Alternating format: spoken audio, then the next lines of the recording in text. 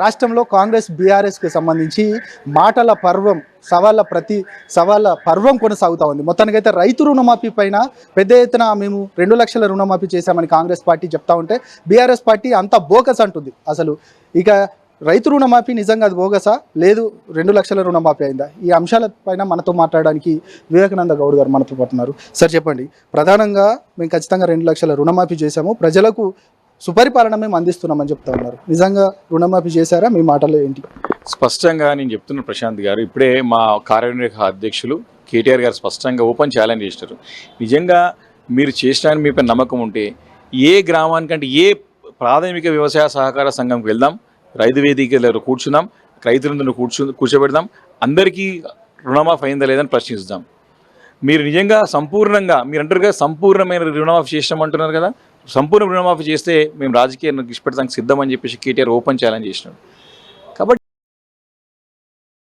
ఇంత దిగజారు చెప్తా ఉన్నారు కదా, వాళ్ళు చెప్పిన అంకెలే చెప్తా ఉన్నాయి కదా, కేవలము 30-40% మంది రైతులకే రుణమాఫీ చేసి మేము సంపూర్ణంగా చేసడం అనేది కరెక్ట్ కాదు. ఇది ఫ్యాక్ట్, గ్రౌండ్ రియాలిటీ. ఇది రైతులు చెప్తారు కదా. నేను మా కుత్బులాపూర్ నియోజకవర్గంలో మా బౌరంపేట్ ప్రాథమిక వ్యవసాయ సహకార సంఘంలో 632 మంది రైతులు ఉంటే 600 మంది దగ్గర రుణాలు తీసుకుంటే 14 నుంచి 15 మందికి అవుతుందండి రుణమాఫీ. ఇంత దౌర్భాగ్యంగా ఉంటుందా? ఇంకోటి దులపల్లి మాకు ప్రాథమిక వ్యవసాయ సహకార సంఘం, దాంట్లో 50% మందికి అయిందండి. ఇంతకుముందు మహబూబ్ నగర్ చూపించినారు, 40% అయింది. కొత్తగూడెం చూపించిన 30% అయింది.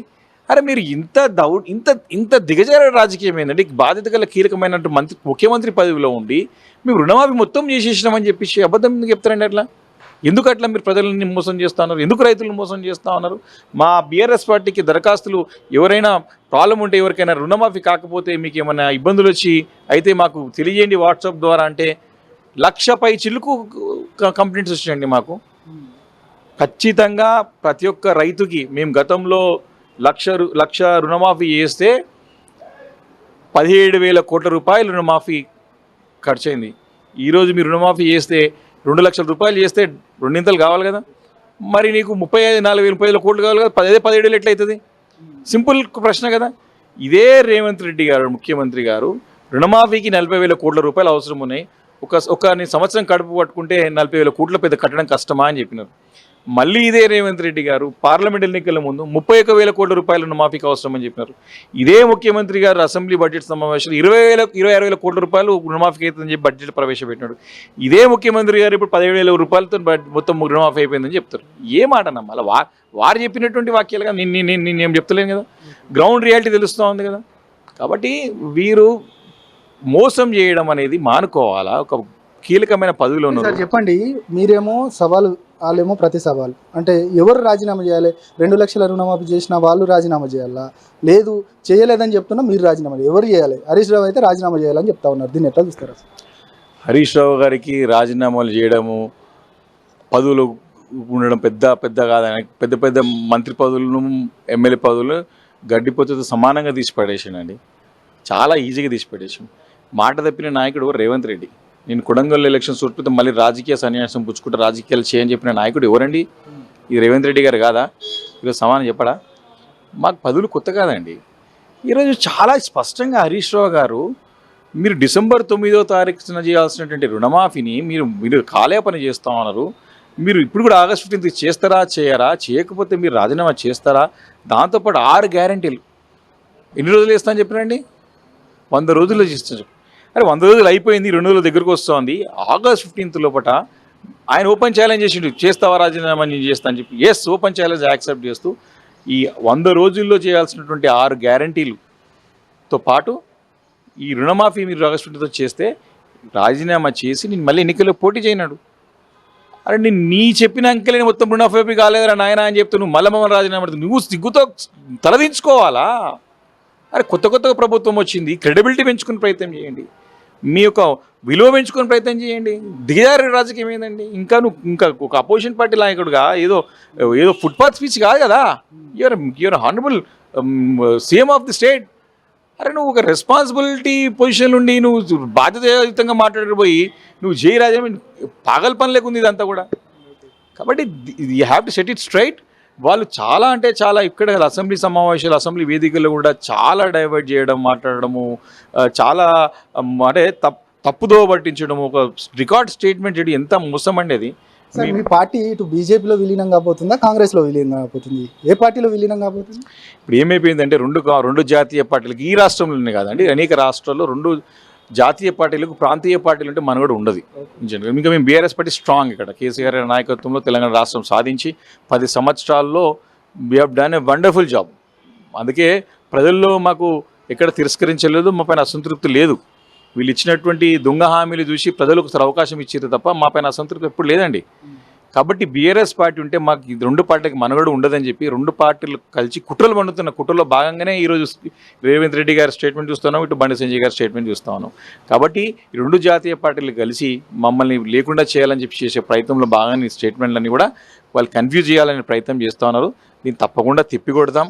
రేపు ఇప్పుడు ఎన్నికలు పెట్టినా మంచి మెజారిటీతో మళ్ళీ కేసీఆర్ గారు మంచి మెజారిటీ సాధించి మంచి ముఖ్యమంత్రిగా మళ్ళీ కేసీఆర్ గారు కావడం ఖాయం. కానీ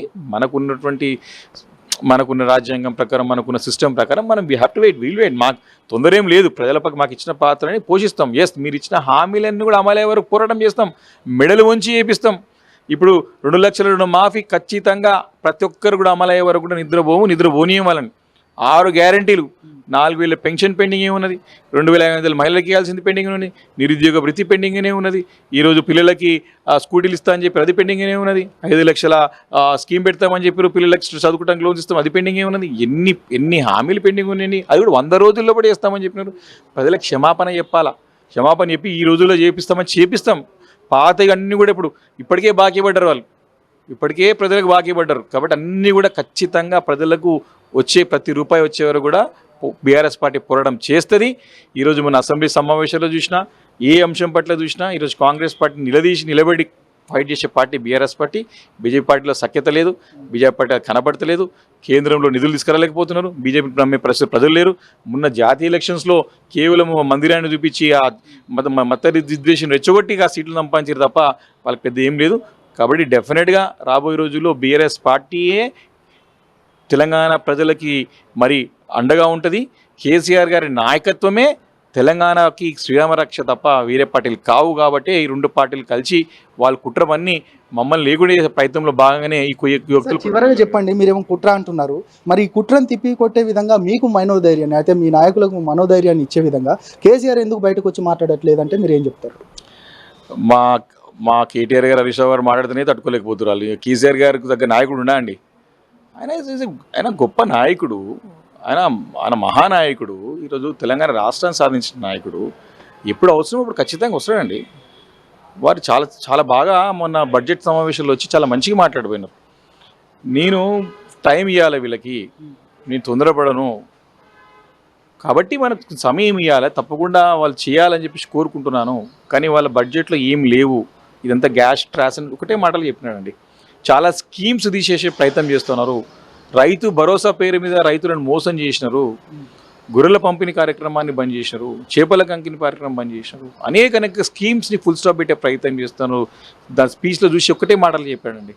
కాబట్టి వారికి సమయం ఇవ్వాలి, కాబట్టి వీఆర్ గివింగ్ సమ్ టైం. దాంట్లో ఈ లోపల వచ్చి ఇప్పుడే ఇన్ని సంవత్సరాలు చేసి ఒక పెద్ద ఆయన వచ్చి ఇట్లా మా మీద పడ్డాడని చెప్పేసి ఇదొక ఏడుపు ఉంటుంది. మళ్ళీ వాళ్ళకి సమయం వచ్చినప్పుడు ఖచ్చితంగా వస్తారు.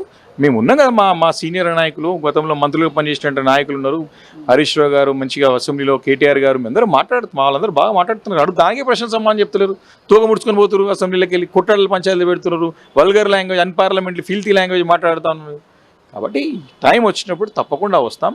ప్రజల తరపున కేసీఆర్ గారు చెప్తా ఉన్నారు కదా, తెలంగాణ ప్రజలకి కేసీఆర్ గారి నాయకత్వం శ్రీరామరక్ష. తప్పకుండా వారి పైన సంపూర్ణమైన నమ్మకం, విశ్వాసం మాకుంది. గతంలో చూసినప్పుడు గొప్ప నాయకులు, మహానాయకులు చాలామంది, ఎన్టీ రామారావు గారి నాయకులు, వాళ్ళు కూడా అసెంబ్లీకి అవసరం ఉన్నప్పుడు ఖచ్చితంగా వస్తారండి. ఎప్పుడు ఎక్కడ ఏం చేయాలో కేసీఆర్ గారు బాగా తెలుసు. తప్పకుండా చేస్తాం. మా ఒక సత్తా వారికి తెలుసు.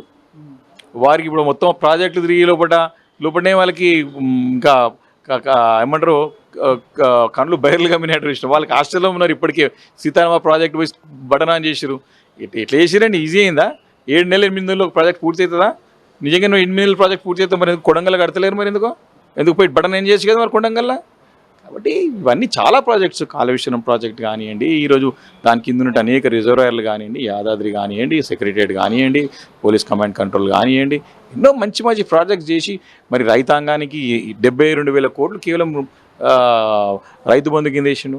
రుణమాఫీ కింద 28,000 కోట్లు, దగ్గర 1,00,000 కోట్లు కేవలం రైతులకే ఇచ్చినటువంటి చరిత్ర అండి. మరి ఎంత ఉండే అండి గతంలో మన వరి చాలా ఉన్నాయి. సబ్జెక్ట్ మాట్లాడాలంటే vast subject, we have very మంచి సబ్జెక్ట్ ఉంది.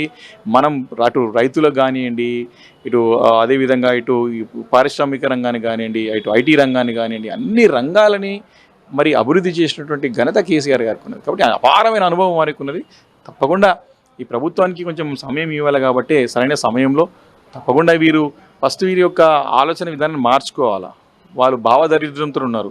కేసీఆర్ గారి పైన బురద వేలే ప్రయత్నము, టీఆర్ఎస్ పార్టీ పైన బురద వేలే ప్రయత్నము, అన్ని తప్పులు ఎత్తి తీయడంలో ప్రయత్నం, ఇవన్నీ మానుకోవాలా. ఎస్, తప్పులు ఉంటే ప్రజాక్షేత్రంలో తేల్చుకుందాం, ఎత్తి చూపండి, ఎంక్వైరీ పెద్దగా ఇదే పని పెట్టుకుంటారా.